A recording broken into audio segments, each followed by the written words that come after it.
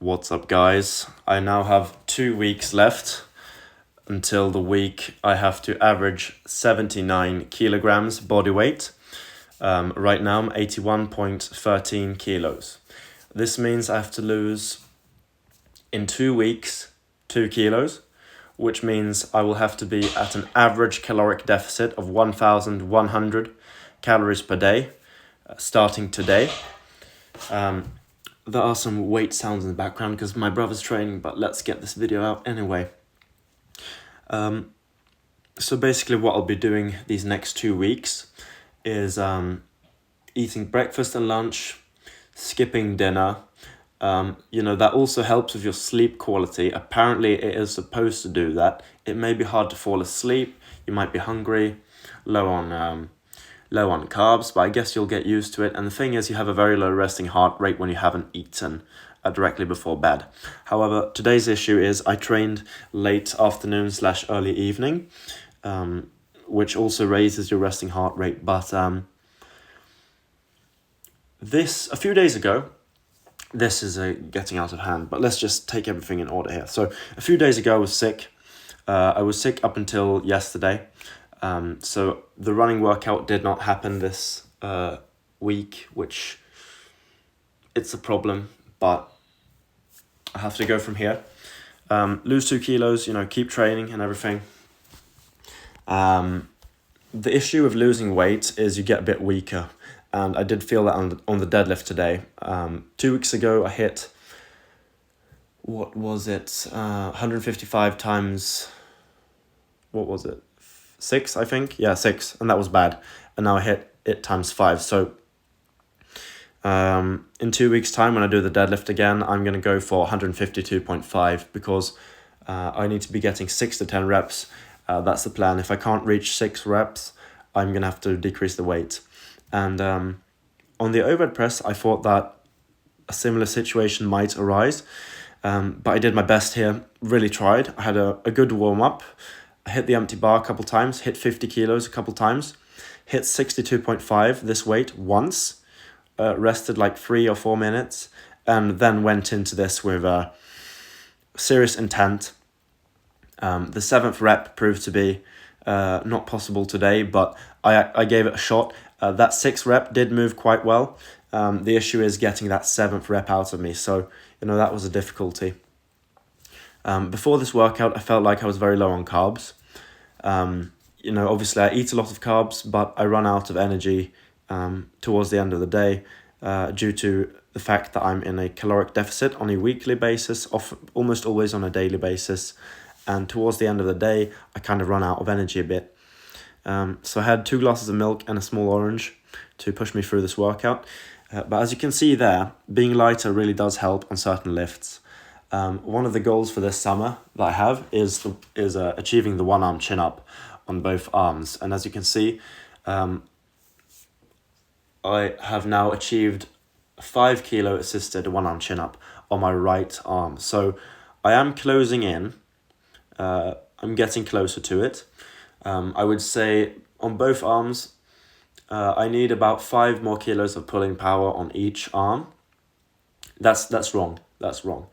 I need about 2 more kilos, 2 to 3, let's say here, 3 more kilos of pulling power per arm. That's what I need to achieve the 1-arm chin-up.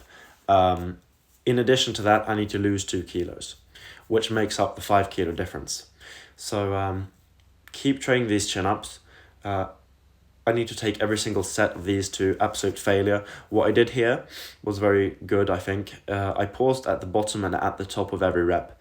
At least at the bottom. I think when I watched through the footage, I didn't really pause, but I'm absolutely doing a full range of motion, which is super important. I mean, I don't need to do 25 chin-ups to get the 1-arm chin-up. I need to do 20 really clean chin-ups. That's what I need. And you guys might be wondering, or laughing at me saying 20 chin-ups. That's not enough to get the 1-arm chin-up. But I mean, 20 chin-ups with very good form, like I did there, 4 more reps. I'm telling you guys, I'm very close to the 1-arm chin. If I stand in the stairs so that my humerus is parallel to the floor, meaning I start off at 90 degrees, pulling myself up is possible. I've already done that without any assistance. For me, I'm the weakest in the bottom half of the lift, if you can call it a lift, from the outstretched arm position up to close to the 90-degree arm position. Unless the bottom half is very slow, I can get past the top half, because the top half, as I just said, I can do the top half without assistance right now, which means if I lose the weight and get a bit stronger, I will be able to do that not easily, but without absolute maximum effort. And if I do maximum effort, I will be able to pull myself up fairly quickly in that position.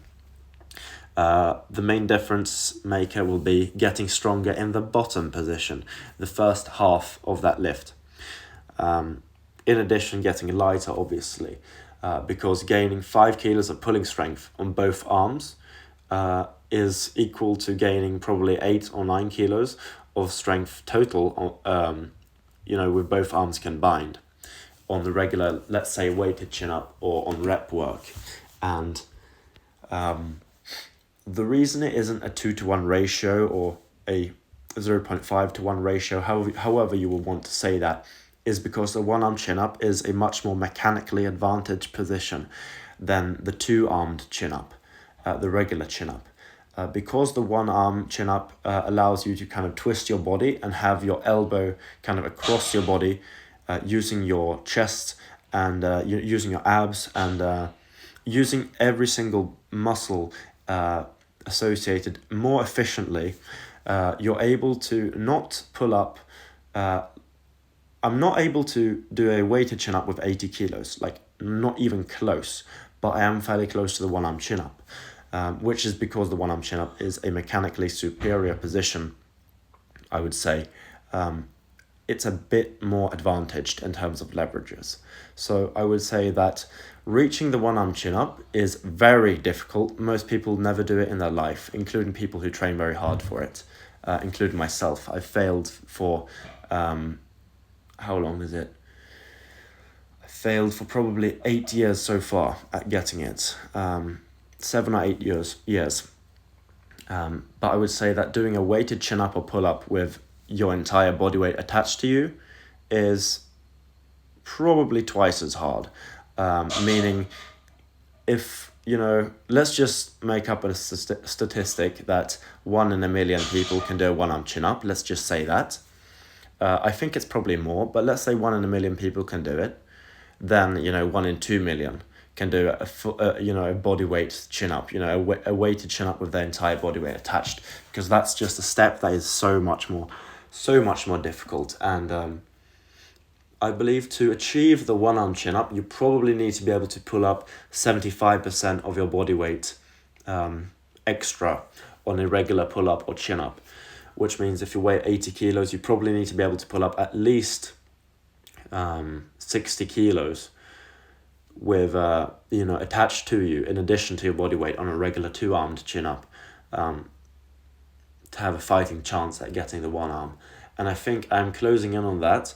Obviously, I don't do weighted chin-ups, but several years ago, I did an attempt. I did a 50 kilo weighted chin-up at 79 kilos, I believe. And at this point, I'm a bit stronger, so I could probably do 55 or more right now. 55, 57.5, I think, at my current 81 kilo morning body weight. So I'm going to keep working, and I will see you guys in a few days on my Sunday run day. Goodbye.